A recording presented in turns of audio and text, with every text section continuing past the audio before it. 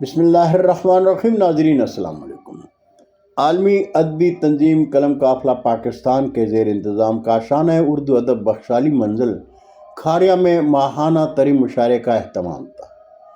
خواجہ حیدر علی آتش کی غزل شب وصل تھی چاندنی کا سماں تھا، بغل میں صنم تھا خدا مہربان تھا سے مصرترا تھا، بغل میں صنم تھا خدا مہربان تھا۔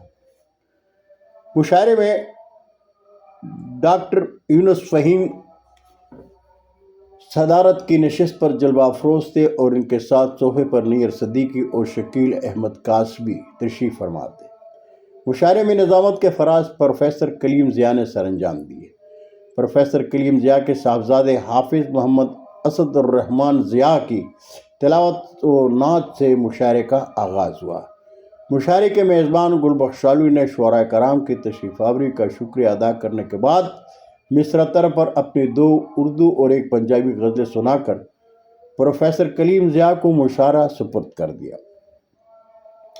شریک مشاعرہ شعراء میں صاحب صدر اور مہمانان خصوصی کے ساتھ ظہیر احمد ظہیر، منصور راشد، طارق امام کوکب، قدیر گلفام، پروفیسر غلام مجتبیٰ اور مہدی چوہان شریک تھے۔ مشاعرے میں شعراء کرام نے مصرتر پر کمال کی غزلوں پر بھرپور داد تحسین حاصل کی۔ صاحب صدر کے کلام کے بعد میزبان گل بخشالیو نے شعراء کرام کی تشریف آوری پر ان کا شکریہ ادا کیا، گروپ تصویر بنائی اور پھر کھانے کے میز پر تشریف لائے، کھانا کھایا اور ایک دوسرے سے بغلگیر ہو کر بخشالی منزل سے الوداع ہو گئے۔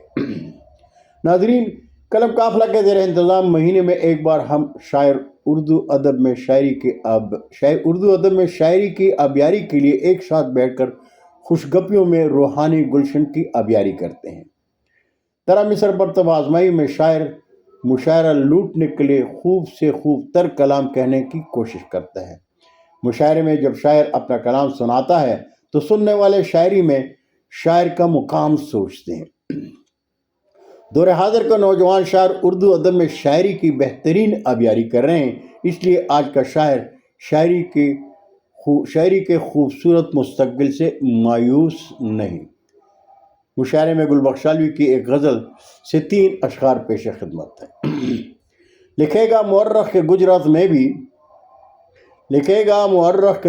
میں بھی قلم قافلہ نام کا کارواں تھا، میں ہجرت سے پہلے گلستر زمیں پر اکیلا بس ایک میں اور ایک آسماں تھا، قلم قافلہ ہوں میں مردان کا گل مقدر میں لکھا ہوا کھاریاں تھا۔ بہت شکریہ ناظرین، زندگی نے ساتھ دیا تو برقی رابطے میں پھر ملاقات ہوگی۔ جاتے جاتے ایک بار پھر درخواست کروں گا کہ میرے چینل کو سبسکرائب کریں، دوستوں کے ساتھ شیئر کریں اور چینل کی گھنٹی ضرور بجائیں۔ اجازت چاہوں گا۔ اللہ ہم سب کے پاکستان کا حامی و ناصر ہو۔ پاکستان زندہ باد۔